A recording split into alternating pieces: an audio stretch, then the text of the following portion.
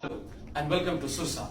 Today we are going to discuss a topic which hasn't been covered by the mainstream media a lot, but actually it showcases how a single institute, and in fact many institutes of a kind, are devastating the lives of many students who actually holds the key to the future of this one great country.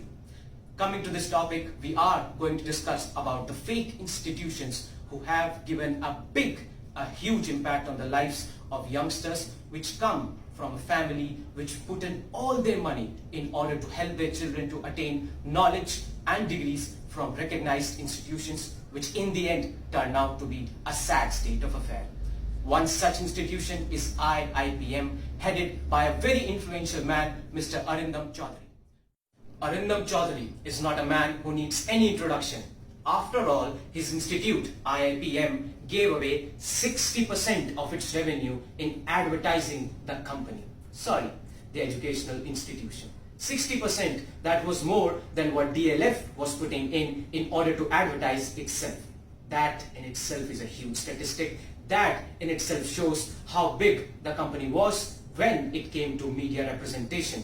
But in reality, whatever they were promising, 100% placements, jobs everywhere in the world. If you are in IIPM, then you are winning the whole world. Was it actually right? It turned out wasn't. A man who was behind Outlook magazine, Mr. Maheshwar Perry, came out and said that whatever IIPM was promising is actually not true. The man himself said that a parent came up to him when his magazine published an article showing how great IIPM was, and the man told that it does not deliver what it promises. At that point of time, Mr. Maheshwar decided that whatever is happening in the IIPM's case is not right and it must be changed. All the promises which are being made by IIPM are actually, if not completely, then partially false. The single man stood up against IIPM and the brand himself, Mr. Arindam Chaudhary. Mr. Maheshwar Perry did not know that what he was facing is going to give him a lot of pain in the future.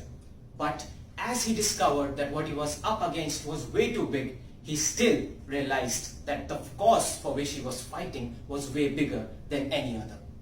Mr. Arindam Chaudhary's IIPM was advertising itself everywhere. It even roped in Mr. Shah Rukh Khan, the brand himself, which actually made all the parents and other people feel that IIPM can be trusted. It can be called off as an institution which helped to grow their children and get a degree which can fetch them a job anywhere in the world. But as we know now, it turned out to be absolutely false. IIPM was promising that it is recognized by IMI Belgium, which was later discovered that was absolutely false. The Outlook magazine's head, against whom there were heaps of cases, himself investigated that there is no institution which is providing them recognition which is required to actually provide a degree which has some substance, some value to the students who are part of IIPM. This was a fact which actually pulled the souls apart of the students studying in IIPM. And at that point, there were a lot of protests in the IIPM. Their parents, the students themselves, recognized that their money has been wasted. But at this point of time, the question arises, who is the actual culprit? Mr. Arindam Chaudhary? IIPM? Of course they are culprits. But apart from that, the media houses which were covering every event which was happening in IIPM, which was showing and showcasing the fancy college on the front pages, not even thinking twice. Whatever the company was throwing their way, they were just trying to rope in as much money as they can without thinking twice that whatever they are advertising, is it actually true? They were playing with the future of many students, not only from India, but from other parts of the world as well.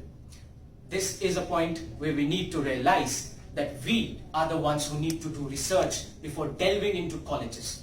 Only going for advertisements, only going for colleges which show themselves to be the best in the world or best in the country on newspapers or on any media platform is not the right way to go. It is high time where we realize that only going by the first 3 Google searches or only going by the front page advertisement, we might jeopardize our future. the future of our whole family. The financials of the complete family might be at stake. Let me throw some statistics at your way. There are 277 failed colleges. Yes, I'm right. 277 failed colleges, engineering failed colleges running in the country at this point of time. And these are the statistics given from the HRD Ministry of India. There are 8 universities in Delhi alone which are considered to be not the ones who are UGC approved. It is high time where we need to realize that we do not step into colleges which are not recognized by the UGC or NAAC, also known as